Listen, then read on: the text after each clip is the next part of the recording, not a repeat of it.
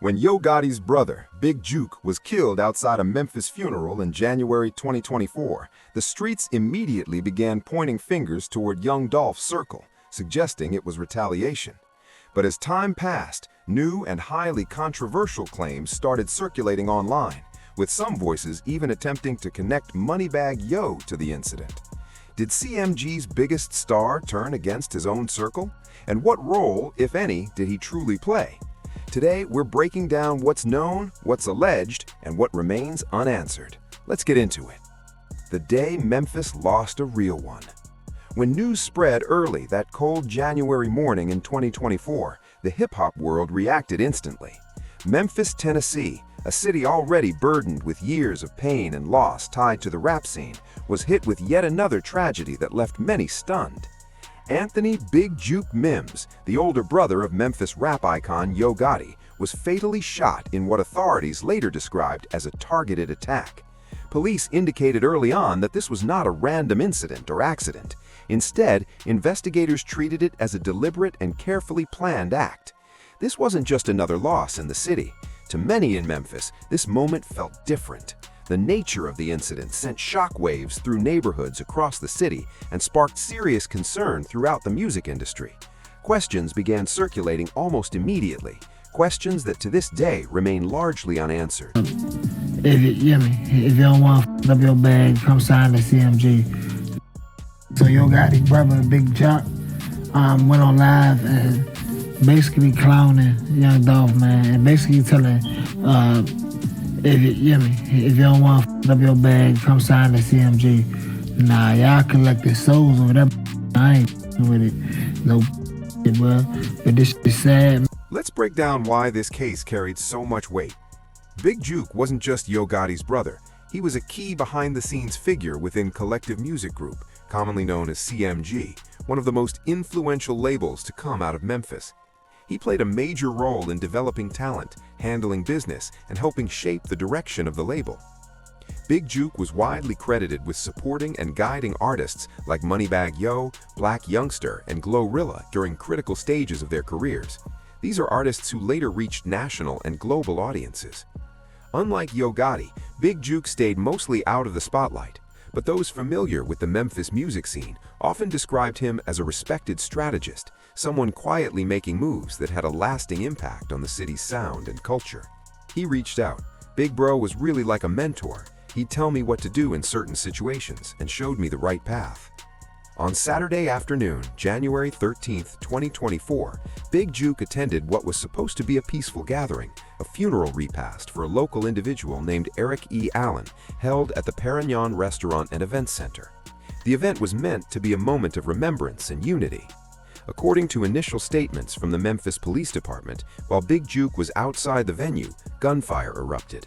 Authorities stated early on that the shooters appeared to be focused on a specific target. Investigators made it clear this was not random violence. Multiple shots were fired. Another individual present was also struck and later hospitalized in critical condition, but survived. Big Juke was rushed to the hospital, where doctors attempted life-saving measures. Despite those efforts, Anthony Akazima Big Juke Mims was pronounced dead. His passing left his family, the CMG organization, the Memphis community, and much of the music industry in shock. As the investigation unfolded, Memphis police released surveillance images of what they believed to be the suspect vehicle, a white Ford Explorer. Several witnesses reported seeing a white SUV leaving the area shortly after the shooting. However, the footage showed no visible license plate or clear identifying details, making it difficult for investigators to trace the vehicle using standard methods. Here's where frustration set in. As of August 2025, more than a year and a half after the killing, authorities had not publicly named any suspects or announced any arrests. Police continued to describe the case as active and ongoing, but from the public's perspective, progress appeared limited. The Memphis Police Department repeatedly asked anyone with information to contact Crime Stoppers at 910-528-CASH, emphasizing anonymous tips. Still, no major updates followed. By early 2026, public searches for updates on Big Juke's case continued to return the same result: no arrests, no official breakthroughs, and no closure. And when official answers are slow or unavailable, speculation tends to fill the gap. On social media and YouTube, theories multiplied. Some discussions referenced long-standing tensions within Memphis rap, while others made claims that lacked evidence or credible sourcing.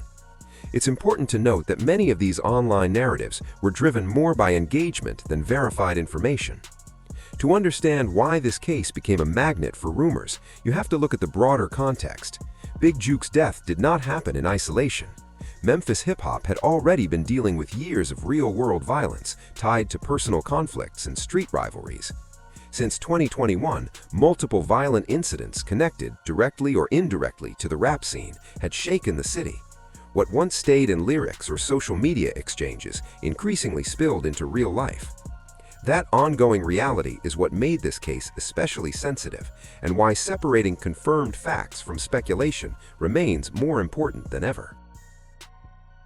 You know what I'm saying? I was in Atlanta like the whole week doing it. Yeah. You know what I'm saying? Back and forth to Atlanta to Memphis. And that's when you could really make your best work, right? It's like, I always feel like it, you know, it's never, sometimes it is, but a lot of times it's not that first tape you putting out when you like shifting all your money towards it. It's like when you got that complete access to the stoop. Exactly. It's like, yo, I could pull up, I could stay there for as long as I want to, and like really, you know what I'm saying? I don't gotta worry about going to work tomorrow. Yeah. You know what I'm saying? This is my job, you know what I'm saying? So like, You gotta have this set in your head, like. and I feel like you could hear that in the latest joint where it's like, this is 100% like what I want to do, how I'm doing it. You know what I'm saying? This how I'm giving it to you all the way raw. You know what I'm saying? You gonna Straight feel like it that. or not? You know what I'm saying? So let's talk about that Heartless a little more. So you said that you lost friendships and relationships just being on the road. You know what I'm saying? Being gone. Nah, just not being on the road. Like, you don't understand like the situation with Yo Gotti. Like, we don't even supposed to be doing it. Like, I'm finna break it down to you. Yeah. Like, alright, in Memphis, right? It's two sides, like more than two sides, but he from North Memphis. You know what I'm saying? North side of Memphis. I'm from South Memphis. It's a hood in South Memphis. Walking homes, we don't get along, period, with that side. You know what I'm saying? With his side. Right. You know what I'm saying? They, you know what I'm saying, bump heads all the time. You know what I'm saying? Just by me doing that deal, this situation and seeing a bigger vision, they didn't understand it. You know what I'm saying? They ain't understand like the opportunity, you know what I'm saying? Like, it is like, Bigger for than you to this make shit. millions, like, it's bigger than this shit, bro. Yeah. Like, cut this shit out. Like, nobody didn't get killed over this shit anyway. Like, leave it alone. Right. You know what I'm saying? Like, let's keep going. And at the center of much of this violence was a long simmering beef, the rivalry between Yo Gotti's CMG circle and the late Young Dolph's paper route empire. This wasn't just a debate over who ruled Memphis or who was dropping the hottest records. It ran much deeper and became far more serious, eventually leading to tragic consequences that shook the Memphis rap scene. Young Dolph, born Adolph Thornton Jr., was widely respected as one of Memphis's most authentic voices. He built his own independent brand through Paper Route Empire and was known for refusing to answer to anyone. Staying independent while achieving major financial success made him a source of motivation for many upcoming artists. But on November 17, 2021, Dolph was shot and killed in broad daylight while visiting Makeda's homemade butter cookies in Memphis. Surveillance footage later showed two individuals entering the store and firing shots, ending the life of one of the city's most successful independent artists. As the legal process around Dolph's killing moved forward, court proceedings began to surface information that would later connect to the death of Big Juke. During testimony in 2024 and 2025, prosecutors and witnesses, including one of the accused gunmen, Cornelius Smith, alleged that Big Juke had placed a $100,000 bounty on young Dolph. These claims were presented under oath, meaning false statements carried serious legal risk. According to courtroom testimony, Big Juke was said to have used an alleged intermediary named Hernandez Govan to help organize the attack. Prosecutors also stated that money was allegedly exchanged in connection with earlier attempts involving people close to Dolph, including someone referred to as Paper Route Wu. Phone records were shown to suggest communication between those involved around the time of the incident. The overall picture presented by the prosecution portrayed Big Juke as a significant figure in the CMG-Dolph feud, allegedly pushing the conflict beyond music and online exchanges into real-world violence. However, one key detail raised major questions later on.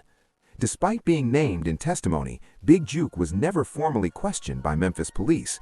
While reportedly viewed as a person of interest, he was killed before investigators could interview him. Consider the timing. Big Juke's name surfaces publicly in sworn testimony, and only months later, he is shot and killed in what many described as a targeted attack. As expected, social media erupted with speculation. This is where the narrative shifted into the unpredictable world of online rumors. Within hours of the news breaking, theories spread rapidly across YouTube, X, Instagram, and other hip-hop platforms.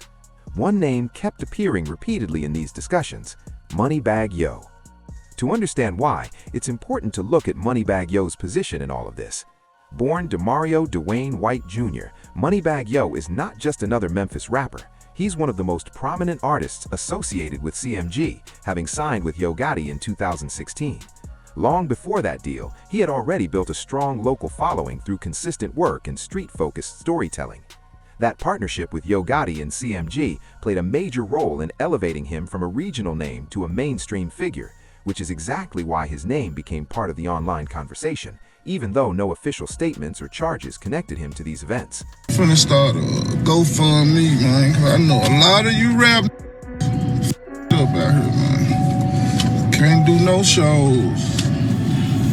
Ain't save no money. So guess what? I'm gonna come say today. I'm gonna come pay you rent if y'all got some of this. Tracks like Said Some became major hits, playing in cars and clubs everywhere, and Moneybagg Yo established himself as one of the most commercially successful artists on the entire CMG roster. He collaborated frequently with Yo Gotti, including their joint mixtape 2 Federal, which became a major project that highlighted their chemistry and showed they were a strong team together. More importantly, Moneybagg Yo was consistently seen publicly as a loyal member of the CMG family. He was close with both Yo Gotti and Big Juke, often expressing sincere appreciation for their mentorship, guidance, and support as he navigated the music industry. So when Big Juke was killed, Moneybagg Yo publicly mourned the loss, just like others within the CMG camp. However, despite this public show of grief and loyalty, the internet quickly began pushing a very different narrative. Almost immediately after the shooting, YouTube videos started surfacing with highly sensational and misleading titles. These included claims such as Moneybagg Yo being indicted for the killing of Yo Gotti's brother Big Juke or being arrested in connection to the case. Some content went even further, suggesting that Moneybagg Yo may have played Gotti's brother, Big Chuck, went on live and basically clowning Young Dolph, man, and basically telling, if you don't want to f up your bag, come sign the CMG. Nah, y'all collected souls over that. I ain't with it. No, bro. In a revealing interview where he spoke very candidly, Moneybagg Yo explained that Memphis is divided by neighborhoods and long-standing territorial lines. Yo Gotti comes from North Memphis, while Moneybagg Yo is from South Memphis, specifically an area known as Walker Homes.